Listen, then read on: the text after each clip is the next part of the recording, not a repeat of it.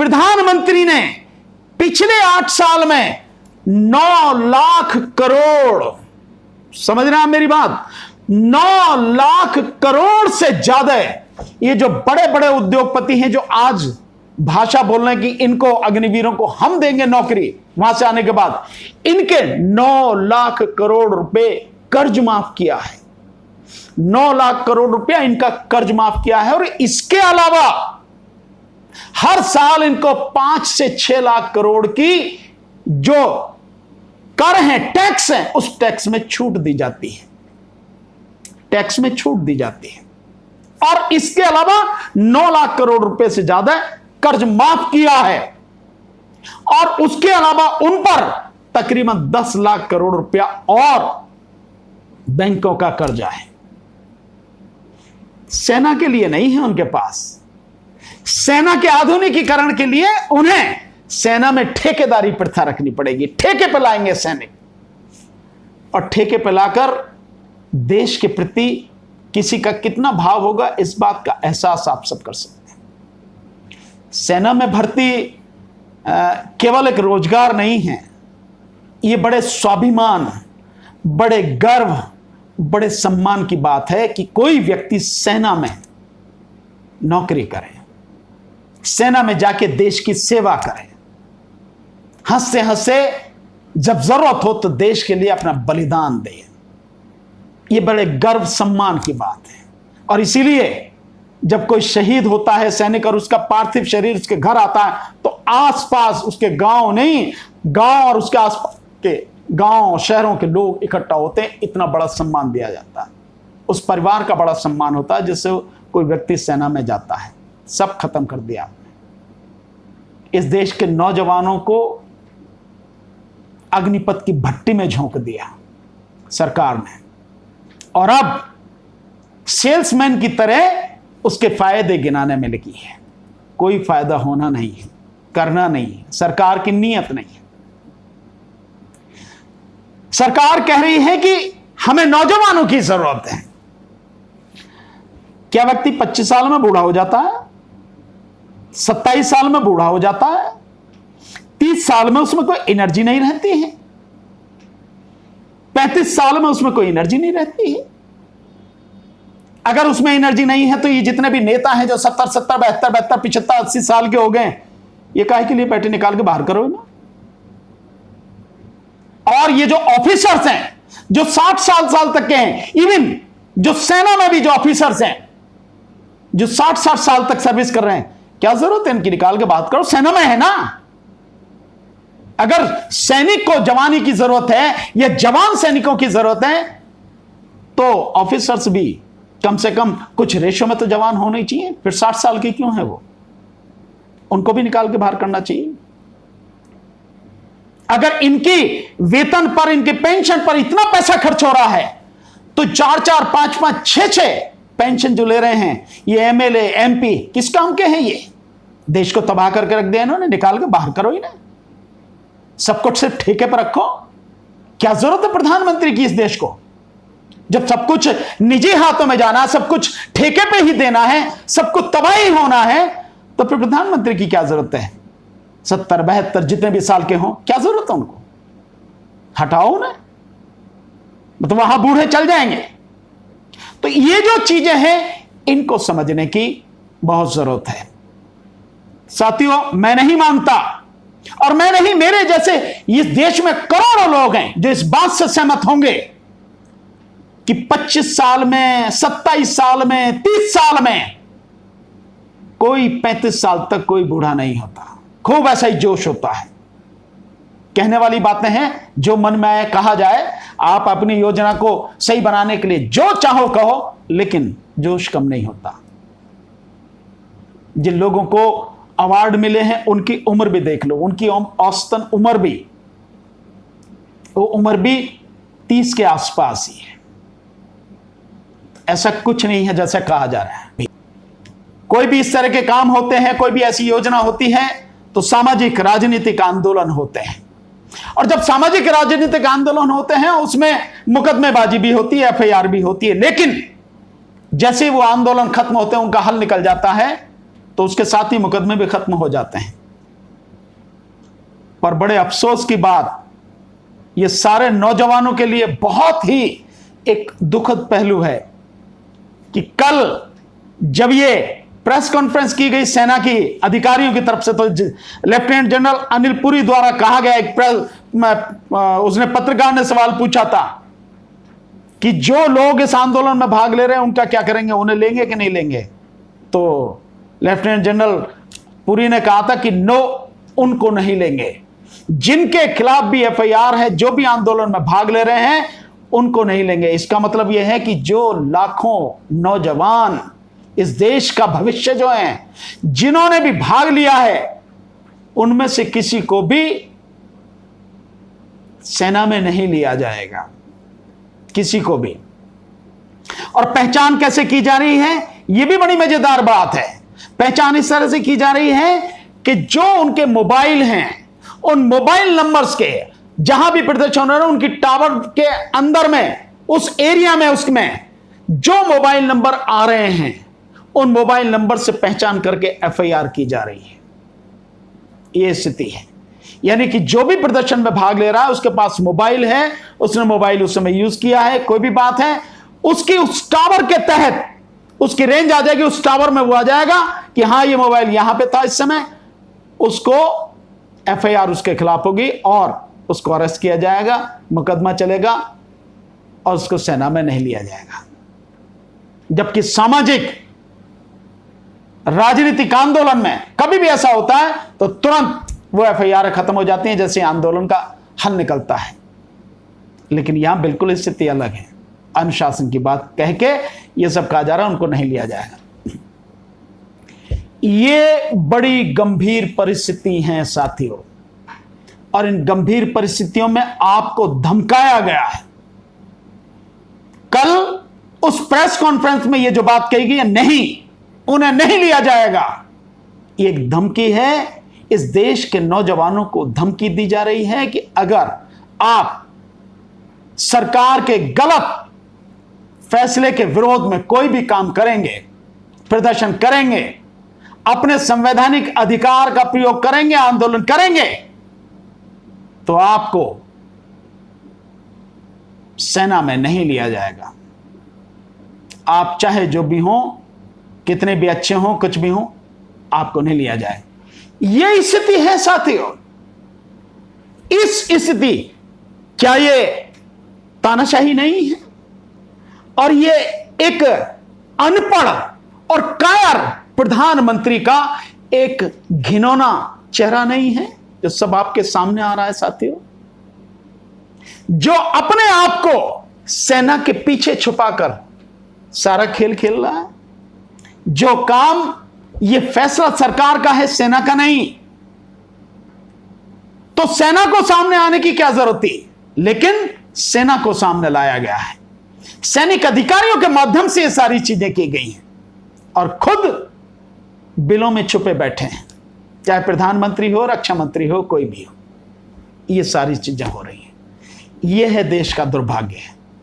लेकिन साथियों, मैं आपसे इतना ही कहना चाहूंगा कि अब सरकार ने फैसला कर लिया है। नौजवानों को मेरा एक ही संदेश है साथी, सरकार फैसला कर चुकी है, पीछे नहीं हटेगी। तो आपके पास, हम सबके पास संघर्ष करने के अलावा, आंदोलन करने के अलावा अब कोई दूसरा रास्ता बचा नहीं। हमें संघर्ष करना होगा, आंदोलन करना होगा, लगातार करना होगा, जब तक सरकार इस योजना को वापस ना ले और पहले की तरह सेना में भर्ती ना होने लगे। पिछले 8 साल में जो सेना में भर्ती हुई है, उनका औसत जो निकल कर आता है वो 45-46 हजार है। जबकि उससे पहले जो सेना में भर्ती होती थी वो लगभग 80 हजार के लगभग हर साल होती थी। और अब पीछे से जो 8 साल में हर साल का जो औसत है वो 46 हजार, और अब ये 46 हजार आपके सामने है। लगभग 60 से 70 हजार के बीच में सैनिक हर साल रिटायर हो रहे हैं। इस समय भी तकरीबन 1.25 लाख सैनिकों की भर्ती की जरूरत है। 1.25 लाख नौकरियां खाली पड़ी। तो मेरा आपसे निवेदन है साथियों, हमें संघर्ष करना पड़ेगा। आप सबको इकट्ठा होकर, मिलकर, तालमेल के साथ संघर्ष करना पड़ेगा, लेकिन संघर्ष पूरी तरह से शांतिपूर्वक होना चाहिए। संघर्ष पूरी तरह से प्रजातांत्रिक तरीकों से होना चाहिए। संघर्ष और आंदोलन पूरी तरह से संवैधानिक तरीकों से होना चाहिए। जैसे पहले के आप दो कम से कम आंदोलनों के विषय में मैं आपको बता सकता हूं जिसमें मैं पूरी तरह से शामिल रहा हूं। एक CNRC का आंदोलन, बहुत बड़ा आंदोलन था, पूरे देश में था। सरकार की हिम्मत नहीं है कि कानून पास कराने के बाद भी आज भी उसे लागू कर सके। कोरोना की आड़ में उस आंदोलन को खत्म किया गया, लेकिन आंदोलन पूरी तरह से शांतिपूर्वक, प्रजातांत्रिक तरीके से, लोकतांत्रिक तरीके से, पूरी तरह से अहिंसक आंदोलन था। ठीक इसी तरह से 13 महीने चला किसानों का आंदोलन, पूरी तरह से लोकतांत्रिक तरीके से था, संवैधानिक मर्यादाओं के अनुकूल था, अनुरूप था, पूरी तरह से शांतिपूर्वक था और पूरी तरह से अहिंसक था। और आखिर में इसी सरकार ने, इसी प्रधानमंत्री ने किसानों के सामने घुटने टेके और कृषि कानूनों को वापस लिया। यह निश्चित रूप से मुझे विश्वास है कि अगर हमने ईमानदारी से आंदोलन किया तो यह योजना भी वापस होगी। मतलब ही नहीं है कि ना हो। बेशक कितने भी कहते हैं कि हमने नोटिफिकेशन निकाल दिया, हमने जारी कर दिया, हम जुलाई से शुरू कर रहे हैं और दिसंबर में इसकी पहली जो भर्ती शुरू हो जाएगी और उसके बाद जो बैच है वो अगले जून से जो काम करना शुरू कर देगा। बेशक कुछ भी कहते रहे सैनिक अधिकारी या जो भी है, सरकार जो चाहे कह ले, लेकिन अगर आंदोलन तरीके से किया गया तो निश्चित रूप से यह योजना वापस होगी, सरकार को वापस लेनी पड़ेगी, पर शर्त वही अहिंसक रूप से काम करें। और एक चीज और आपसे कह रहा हूं साथियों, आप ही लोग थे जो इनको वोट देते रहे, आप ही लोग थे जो इनके हिंदुत्व के एजेंडे में शामिल होते रहे, आप ही लोग थे जो इनके अंधभक्त बने रहे। अब देख लिया आपने कि किस तरह से, कितने सुनियोजित तरीके से, कितने घिनौने तरीके से इस देश के नौजवानों का भविष्य, उनकी उम्मीदें, उनके सपनों को जलाकर राख कर दिया। ये योजना अग्निपथ योजना भर्ती की योजना नहीं है। ये योजना इस देश के नौजवानों के भविष्यों को जलाने वाली, उनकी धधकती चिता की योजना है। और 1 रैंक 1 पेंशन की बात चली थी, या तो खत्म कर दिया, नो रैंक नो पेंशन। और एक मजेदार बात याद आ गई मुझे कि आप जो सामान्य सैनिक जो होते हैं उस तरह का भी आपको दर्जा मिलेगा नहीं। और पेंशन तो मिलने का मतलब ही नहीं है, आपको जो है वही पैसे मिलेंगे। और इसके अलावा जो सैनिकों को रिटायरमेंट के बाद में जो सुविधाएं मिलती हैं वो कोई सुविधा आपको नहीं मिलेगी। जैसे जीवन भर कैंटीन से सामान की सुविधा, जीवन भर मेडिकल फैसिलिटी, जीवन भर पेंशन, कुछ नहीं, वो कुछ नहीं मिलेगा आपको, क्योंकि ठेका पड़ता है ना। इसलिए साथियों बहुत तरीके से आंदोलन करना है। और एक चीज और मैं कहूंगा, इस देश में ये बीजेपी ही है जो हम सबको हिंदू मुस्लिम के रूप में लड़ाने का प्रयास करती है और देश को तबाह करने के लिए लगातार लगी हुई है। आरएसएस और ये बीजेपी, जब तक आप आरएसएस और बीजेपी के बहकावे में आते रहोगे, हिंदू मुस्लिम की इस लड़ाई में अपने आप को शामिल करते रहोगे, आप सबका यही हश्र होगा। ये किसी के नहीं है, किसी के सगे नहीं है। प्रधानमंत्री मोदी का तो सीधा ही है कि हम दो और हमारे दो, मोदी खुद और अमित शाह और दोनों अंबानी और अडानी, बाकी कुछ और उद्योगपति नहीं और कुछ नहीं। बाकी देश भाड़ में जाए, कोई लेना देना, देशवासी भाड़ में जाए, कोई लेना देना नहीं है। पूरी तरह से तबाह कर दिया, आर्थिक स्थिति देश की इतनी बुरी कर दी जिसकी कोई हद नहीं।